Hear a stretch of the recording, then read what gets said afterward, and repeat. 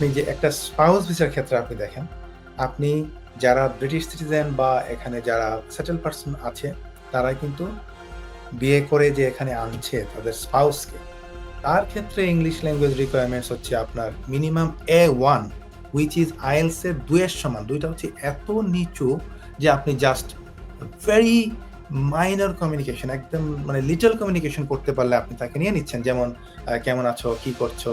আ হ্যাঁ, বাড়ি কোথায়? এই রকমের ছোটখাটো কমিউনিকেশন করতে পারলে আপনি নিয়ে নিচ্ছেন। যার যোগ্যতা অনুযায়ী, যার কাজের স্কিল অনুযায়ী, যার কাজে কতটুকু ইংলিশ দরকার সেটা অনুযায়ী পরিমাপ করা দরকার ছিল বলে আমি মনে করছি। এবং এটা অবশ্যই আ আমরা চাইলে অনেক সময় ম্যাককে আমরা পার্সোনালিও জানাতে পারি। Stonebridge Legal Solutions Limited, your trusted immigration partner.